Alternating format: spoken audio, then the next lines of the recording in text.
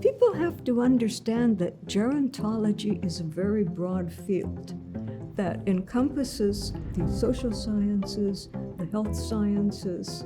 There's a number of different occupations where people are working with older people directly, or where they're setting policy, or where they're making new discoveries that's going to make life better for people. We are a strongly interdisciplinary program that includes the social and health sciences as well as environmental gerontology. We offer a diverse range of courses for both the graduate program and at the undergraduate level.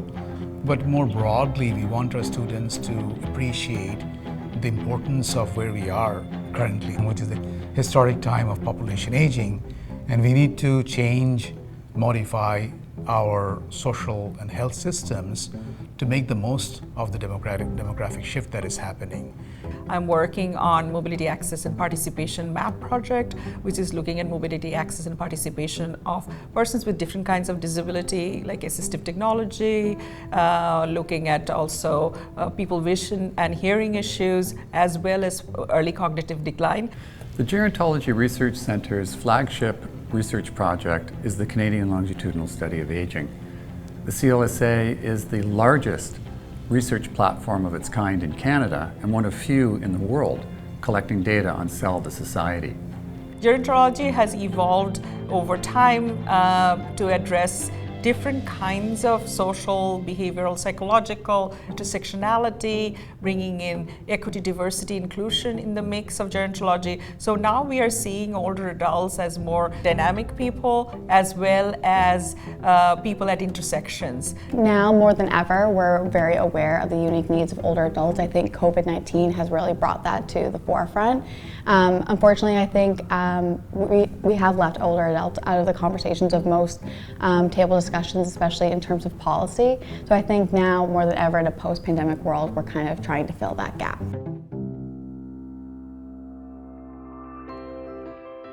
Seeing my grandparents growing old and developing some disease, I realized that meanwhile there is a huge gap in the services and knowledges that can support them. That's why I choose to work in an area that can really help people, and I found it quite rewarding. So before I joined the gerontology department, I had heard a little bit about gerontology, but it seemed like this kind of enigma, like you could take it in so many different directions. Studying at SFU has given me so much, so many resources, and I've made so many connections that have helped me get to where I am right now working with older adults, and it's also shown me so much of where I can go in the future, just looking at other people's paths and the people that I've met. When I started working in long-term care and realized that the day-to-day interactions can make a big difference, it really persuaded me to keep in that area and keep studying gerontology. The culture is really collaborative, and there's a lot of encouragement from other students, and help. I ask questions all the time. So coursework is one thing, but I believe that the strength of the SFU Gerontology program is the ability to make connections with mentors and alumni who work in such diverse facets of aging. I didn't really see myself being a researcher or enjoying research, but the way that I was able to be integrated in the research space in this department, a bottom-up approach to research, understanding that the lived experience of the participants is what cultivates knowledge and understanding.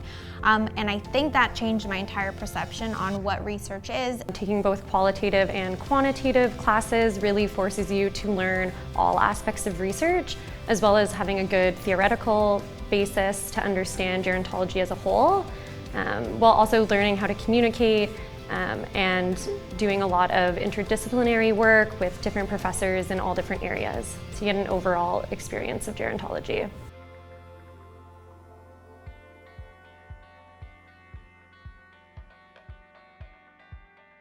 Our alumni, many of them are working in leadership positions in different sectors of the community that include the government entities in policy making, decision making, includes health authorities that develop several programs, services, so on, non-profit organizations, and also some of them are opening their own entrepreneurial businesses. So they're making strong social impact.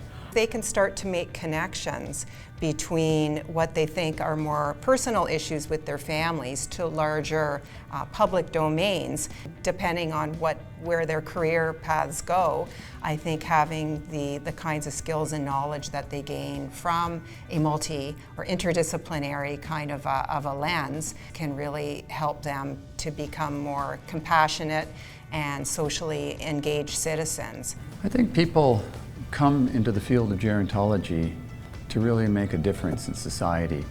Older people have lived their whole lives, and this is an opportunity to understand those lives and how best to move forward to improve the lives of future Canadians. And I volunteer at Vancouver Co-op Radio, and I host a show about aging and caregiving there, so I really feel that the courses that I've taken and the conversations I've had in class have been really beneficial and helped me and prepare me for the interviews and the conversations I've had there as well.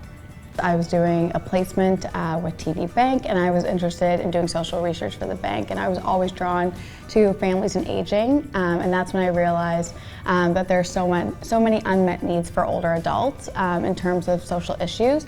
So that's when I started looking more into aging processes, and that's when I found the gerontology program. We're all aging and we're all kind of headed down the same path, but I think the goal is to reduce ageism and try to create more positive, healthy environments for us all to grow old in.